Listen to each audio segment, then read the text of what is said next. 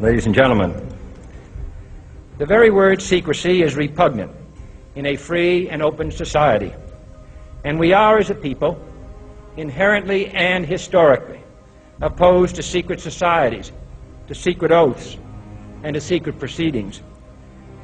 We decided long ago that the dangers of excessive and unwarranted concealment of pertinent facts far outweighed the dangers which are cited to justify it. Even today, there is little value in opposing the threat of a closed society by imitating its arbitrary restrictions. Even today, there is little value in ensuring the survival of our nation if our traditions do not survive with it.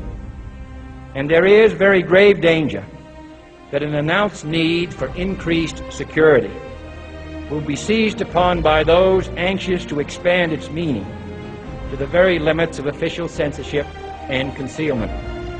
That I do not intend to permit to the extent that it's in my control. And no official of my administration, whether his rank is high or low, civilian or military, should interpret my words here tonight as an excuse to censor the news, to stifle dissent, to cover up our mistakes, or to withhold from the press and the public the facts they deserve to know.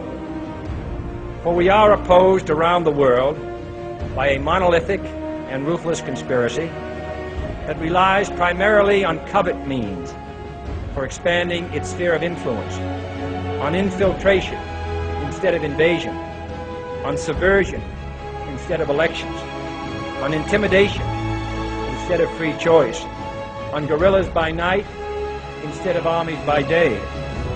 It is a system which has conscripted vast human and material resources into the building of a tightly knit, highly efficient machine that combines military, diplomatic, intelligence, economic, scientific, and political operations.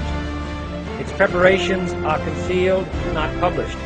Its mistakes are buried, not headlined. Its dissenters are silenced, not praised.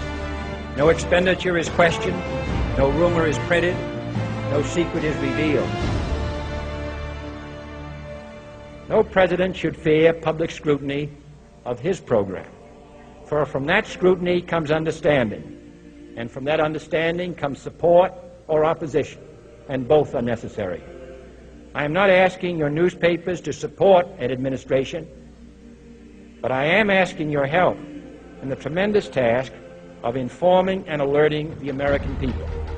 For I have complete confidence in the response and dedication of our citizens whenever they are fully informed. I not only could not stifle controversy among your readers, I welcome it. This administration intends to be candid about its errors. For as a wise man once said, an error doesn't become a mistake until you refuse to correct it. We intend to accept full responsibility for our errors, and we expect you to point them out when we miss them.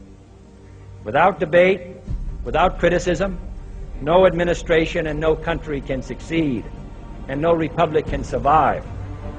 That is why the Athenian lawmaker Solon decreed it a crime for any citizen to shrink from controversy. And that is why our press was protected by the First Amendment, the only business in America specifically protected by the Constitution, not primarily to amuse and entertain, not to emphasize the trivial and the sentimental, not to simply give the public what it wants, but to inform, to arouse, to reflect, to state our dangers and our opportunities, to indicate our crises and our choices, to lead, mold, educate, and sometimes even anger public opinion. And so it is to the printing press, to the recorder of man's deeds, the keeper of his conscience, the courier of his news, that we look for strength and assistance, confident that with your help, man will be what he was born to be, free and independent.